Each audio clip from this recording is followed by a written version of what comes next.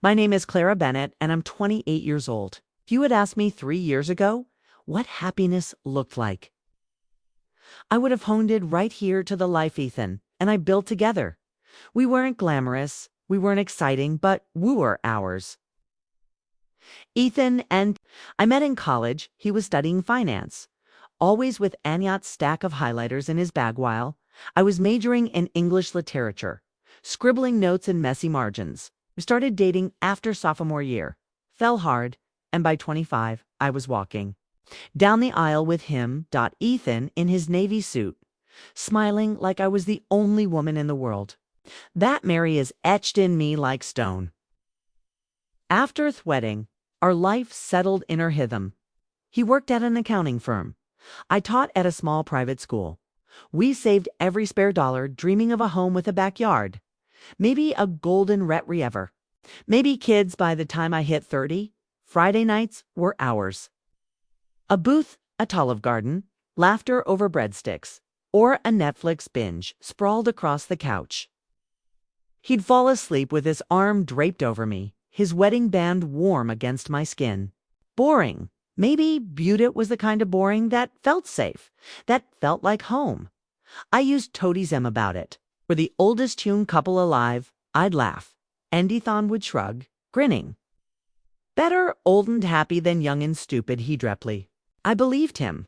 But everything started to shift the day Ryan re-entered his life. Ryan was Ethan's college body, the life of the party type Hugo, married too fast, cheated too often, and wound up divorced by 27. When his marriage collapsed, Ethan reached out, offering sympathy. At first, I thought it was sweet. Ryan needed a friend. But Ryan didn't come alone. He dragged along his entourage. Derek, a serial dater who treated women like seasonal wardrobe pieces. And Josh, who bragged about never being tied down. They were always at bars, clubs, poker nights, chasing the chaos Ethan and I had left behind years ago. I told myself it was harmless. He needs guy time. I reassured myself. I encouraged him to goot, thinking it would make him appreciate our life even more. For a while, it seemed fine. Ethan came home with stories about Ryan's disastrous dates, about Derek's ridiculous Tinder escapades. We'd laugh together, shaking our heads, but slowly something on his tone shifted. One night, as I curled against him on the couch, Ethan said casually, "You know, Ryan thinks we've settled down too early." "Oh, we missed out?" I froze. Missed out on what?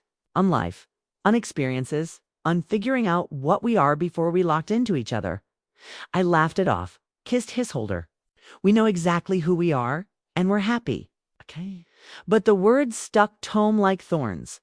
Over the next weeks, Ethan started dressing differently. Slim-fit shirts, new cologne. He lingered in front of the mirror longer than I did. He stayed out later, sometimes. Midnight, sometimes 1 a.m., I'd lie awake, staring at the ceiling, listening for the sound of his keys on the door. When I finally stumbled in, he'd reek off whiskey and cheap perfume that wasn't mean. I told myself it was just Ryan's influence, that Ethan was too smart to fall for it. But doubt seeped in. Then came the night he looked at me across dinner table, eyes darker than usual, and asked, "Clara, don't you ever wonder what it would be like with other people?" The fork slipped from my hand. "Excuse me?" He leaned back, almost offensive. "I mean, how do we know we didn't just settle? We got together. So young, what if there's more out there?" Cold washed through me. "Ethan, I don't wander because I chose you. I don't need anyone else." He sighed, shaking his shed. "You don't get it. Ryan-sized marriage is just paper. If we only get one life, why not live it fully?" Fully, my voice cracked. "So you think what why have isn't living?" His silence answered for him. That night I lay awake in Arbed, staring at the man I loved. His foes looked the same, his breathing steady, but something was slipping, a thread unraveling between us. I used to believe love was unshakable once you promised it at the altar. But now I saw it could be chipped away, one careless word at a time. Still, I clung to hope. I told myself Ethan was just lost. Pulled by the noise of his friends, they remember who we were, that hour boring. Beautiful life would be enough. But in my gut, I felt the storm coming. And storms don't wait for you. Top repair. The first time Ethan came home after midnight, he brushed it off. Poker ran long, he mumbled, tugging his shirt over his head. I wanted to alive him, but I could smell the lilac cologne that wasn't his. The faint trace of someone else's perfume clinging to his sleeves. I told myself, not Tosperol. Trust, Clara. Trust your husband. But the silences grew louder. The late nights multiplied. And every time Ethan spoke, it felt less like Hyman, more like an echo of Ryan. One Saturday morning, as I was brewing coffee, he leaned against the counter and said, "Ryan hooked up with this girl last night. He says he hasn't felt Fatalov in years." I frowned. Alive? Ethan. He's divorced. Lonely and drinking himself to sleep most nights. That's not alive. That's desperation. But Ethan only shrugged. Or maybe he's figuring out who he really is. Through me. I pressed the coffee mug too hard against the counter, the ceramic threatening to crack. "You know what I'm figuring out," I said, my voice sharper than I intended. "That's Stableline a prison. It's what people spend their whole lives trying to find." Het chuckled bitterly. Stable is just another word for boring. The sentence hung between us, like poison. That night, lying in bed, I whispered, "Do you regret us?" He turned his face away. I didn't know. Something inside me cracked. In the weeks that followed, Ethan became a stranger. He bought expensive sneakers he didn't need, switched. 2 tighter shirts that showed off muscles I'd barely noticed before. His phone was always in his hand. Screen turned away from me. I tried to reach him, planned date nights, cooked his favorite meals, left notes in his work bag, like I used to. But he came home smelling of whiskey and neon lights. And me notes ended up crumpled in the trash. And then one Thursday night in March, the world tilted. I was curled on Thebes reading a novel when he sat beside, restless. His knee bounced up and down, fingers twitching like he couldn't sit still. "Clara," he said, voice low, "we need to talk." I lowered my book, a bootwit. His eyes flickered, almost guilty, almost defiant. "What if we tried something new?" I forced a smile, trying to play along, like salsa dancing, a vacation. "No," he exhaled, stealing hymns fee. "I mean, opening things up." Thier went still. "Opening what up?" My voice was barely a whisper. "Our marriage," I laughed, a sound sharp and brittle. "That's not funny." "I'm not joking, Clara." I stared at him. My Ethan. The man who once whispered babby names into my hair, who promised me forever at the altar, was asking me to share him with strangers. "You can't be serious." He leaned forward, ice burning. "Think about it. We were so young when we got together. We never treat anything else. How do we know we're not missing out?" My throat tightened. "Because I already found what Ty was looking for. You, us." He shook hish. "That's not enough for me anymore." The silence was suffocating. I could hear the clock ticking on Benny's stand, each second heavier than Thellist. Finally, I found my voice. "Ethan, marriage isn't a buffet. You don't sample other options and then come back for your favorite. Marriage is a choice, a commitment." His lips curled into something almost cruel. "That's exactly what Ryan says you'd say." Controlling, afraid of change. My chest burned. Controlling, because I want to keep the vows we made. Because I won't let you treat me like a safety net. He stood, pacing. "You don't understand. It wouldn't be cheating if we both agree to it. It could strengthen us." I rose from the bed, trembling, stretching us. "You think bringing other women into our marriage will make me love you more?" Hess stopped, finally meeting my eyes. "It might make me stay." The words punched air from my lungs. Stay. As if our love had become a bargain. As if I had to share him too. Keep him. Shook my head, tears streaming hot down my face. If you need someone else to convince you to stay, then you're already gone. Hadn't answer? He just turned, walked out of the room, and left me in the crushing silence of our bedroom. That night, I curled into the corner of Thebes, hugging his pillow like a lifeline. But it smelled different now. Not of foam, but of a man drifting farther and farther away. And for the first time since we said, I do, I wondered if Arvos had already been broken. The morning light filtered through our blinds like prison bars across the bed. Ethan wasn't beside me again.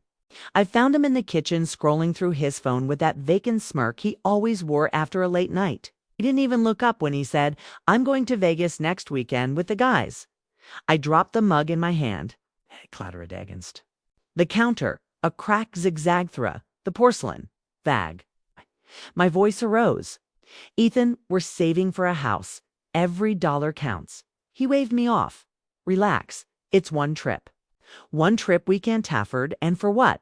To drink and gamble with Ryan until you forget you're married. His jaw tightened. I'm no tasking for permission. The words, weiracid. I felt my pulse hammering in my throat. So, this is how you handle our marriage. Problems? By running away to Vegas. He smirked, bitter. Maybe I need to know what I'm missing. Maybe then Neil know if this is enough.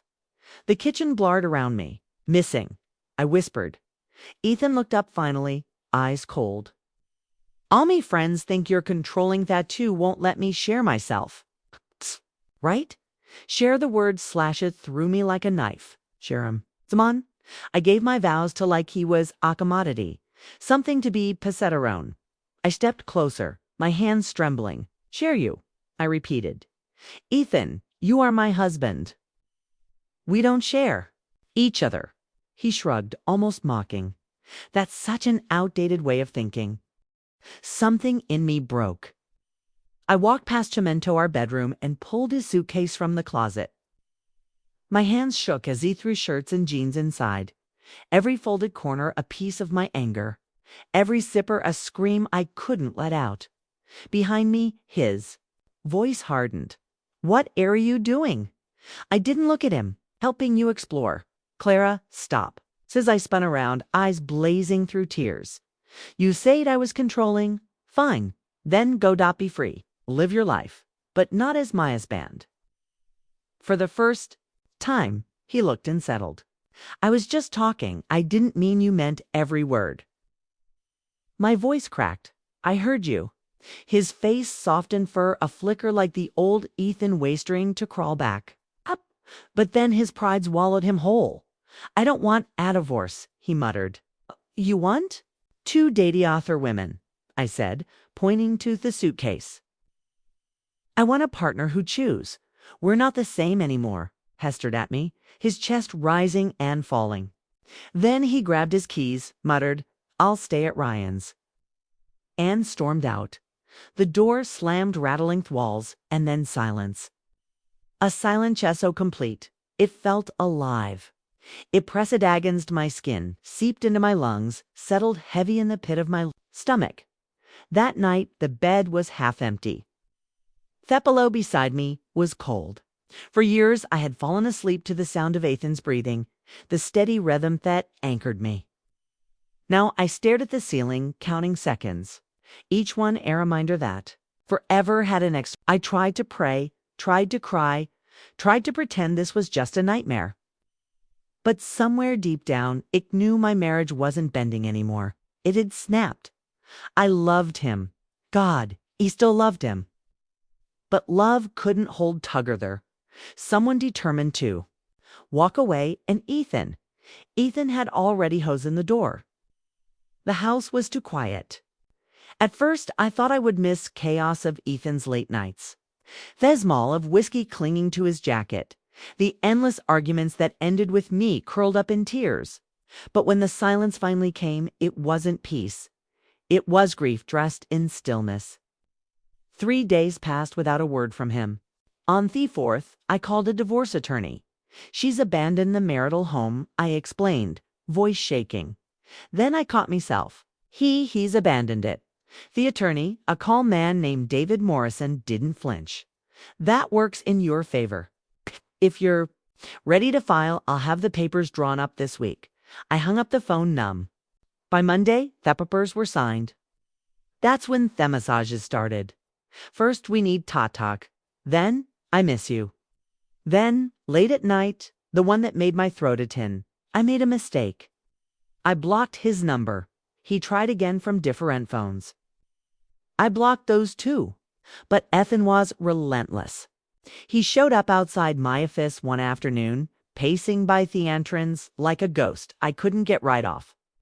When my assistant buzzed me, I said, "Tell security I don't have a husband." Still, he didn't stop. 2 weeks later, I ran into him at the grocery store. My cart was half full. Milk, bread, a bottle of red wine for the lonely evenings. When I felt a presence at Miss Side. "Clara," he said. My stomach dropped.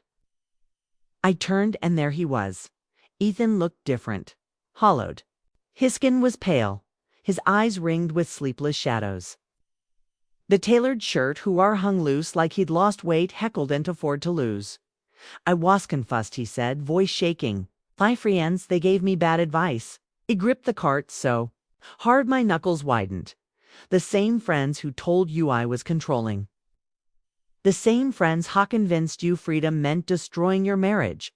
He winced. "They don't understand what we had." "They understood perfectly." My voice was low, sharp. "They wanted you single like them, and you let them." He stepped closer. "I see that now, Clara. Please, can we try again?" For a moment, I almost faltered. This was the man I'd loved for years, the man who's planned a future with me. But looking at him now, all I saw was the cage he chose over me. "Try what?" I asked coldly. "You wanted to explore? How's that going?" His eyes glistened. "It's horrible. The women, they don't care. They just want one night, they disappear after." I stared at him, tears burning my eyes, but not from sympathy, from rage. That's the thing about advice from broken people. "Ethan, consider." The source. He swallowed. "Ryan's dating Sumion from a bar. Tarek went back to his ex. Josh doesn't even answer me calls anymore. They moved on. And I am the one left behind." My chest tightened. But I forced the words out. "That's exactly what you chose. You left for them, and now you're alone." Reached for me, desperation flickering on. His eyes. "I don't want to be alone. I don't want to be single. I want you a step back. You don't want me, you want comfort. You want the stability you threw away." "But Ethan, I can't be your consolation prize." His hand dropped. His shoulders sagged. For the first time, I saw him break. "I was wrong," he whispered. "So wrong. What can I do to fix this?" My heart splintered because it knew the answer, and it was one heckled accept. "You can't fix this," I said. Softly. "You asked me to share you. You can't ask that and still call it love." The silence that followed was deafening. Shoppers passed by, carts squeaking. Unaware that the ruins of a marriage lay between the frozen food aisle and the cereal boxes. Ethan's face crumpled, but I didn't stay to watch. I pushed my cart forward, leaving him standing in the wreckage of his own choices. Back home, I poured that bottle of red wine into a glass and sat by the window, watching the night press against glass. My chest ached, but beneath grief, something steady flickered. Dignity. For the first time since Ethan said the word share, I felt like my Zolfogen. The divorce wasn't just a legal document. It was my line in the sand. Me promise to myself. Would never beg for loyalty. I would never barter my self-worth for someone else's freedom. Ethan had made his choice, and I was making mine. 3 years have passed since. I wheeled that grocery cart away from Ethan. The divorce became official 6 months after that night. He contested it at first, begging the court for time, dragging his feet like he could somehow tell the inevitable. Abandonment off marital home made it straightforward. The house was awarded to me. He walked away with his suitcase and his freedom, the freedom he thought was worth more than us. I didn't hear from him for months after the court date. Then came the occasional texts, birthday messages, holiday greetings, late-night apologies. I never replied. I couldn't because somewhere along the way I started to heal. It wasn't easy. Thy first year I cried more nights than I leapt. I missed the smell of his coffee in the morning, the way he hummed when concentrated, the warmth of his hand brushing mine across the couch. Every time the grief threatened to swallow me, I reminded myself of his words. Maybe I need to know what I'm missing. That sentence became my armor. It reminded me that the man I loved had already left long before I packed his suitcase. Time has a way of softening jigid edges. 1 year turned into 2. Slowly, I found pieces of myself again. I went back to grad school, finished my master's degree in literature. I started TED hiking on weekends, joined a book club, painted the kitchen walls a cheerful yellow, small rebellions that turned my house back into my home. And then, when I least expected it, I met Daniel. Flashy, he didn't sweep me off my feet in a whirlwind of roses or promises. He was steady, kind, patient, a history teacher at the public high school. He asked questions and actually listened to my answers. He remembered little things. How I liked my tea, the author I quoted too often, the way me hands shook when I spoke about Ethan on our 3rd date. I blurted, why would you want someone like me? I'm divorced. I'm broken. Daniel took my hand, steady as ever, and said, you're not broken, Clara. You just outgrew someone who didn't deserve you. That was the night I realized love didn't have to be chaos. It could be calm. Calm could be extraordinary. Last spring, Daniel and I stood before our families and said, Vusef, our own, simple, quiet, heartfelt. No talk of sharing or missing out. Just 2 people choosing each other fully without conditions. When he slipped the ring on my finger, he whispered, you're mine, I'm yours. It's all I'll ever need. For the first time in years, I believed in forever again. Every Suthon, I still hear about Ethan. Small-town gossip travels faster than Thuand. Ryan's freedom didn't last. His second marriage collapsed in under a year. Derek bounced back to his ex and broke up again weeks later. Josh disappeared to another city, chasing a nightlife that didn't want him anymore. And Ethan, he never remarried. They say he dates, but nothing sticks. He's restless, drifting from woman to woman, always looking, never finding. Apparently, he complains that no one wants to commit anymore, that women are cold, untrusting, unwilling to settle. I didn't feel sorry for him. He wanted to explore. He got exactly what he asked. Kate just discovered the dating market was colder than the bed he been donned. Sometimes when I'm lying beside Daniel at night, I wonder if Ethan ever remembers that Thursday. In March, the night he sat on our bed and asked me to open our marriage. I wonder if he remembers the look on my face, the crack in my voice when I asked, do you regret us? I hope he does. I hope he remembers that moment, because that waste night, everything ended. Not when I filed for divorce. Not when the papers were signed, but the moment he asked me to share him. Those words cost him everything. Now, as I sit on my porch with Daniel's arm around my shoulders, watching the sun dip low across the quiet street, I feel something I once thought I'd lost forever. Peace. Ethan thought boring was a curse. He thought stability meant he was missing out. Buther's the truth. Boring is underrated. Boring is the man who comes home every night, who asks about my day, who remembers to buy milk without buying Nick. Boring is the warmth of a life built brick by brick, steady and unshaken by passing storms. Ethan Chasdusuz, calm and calm, turned out to be extraordinary.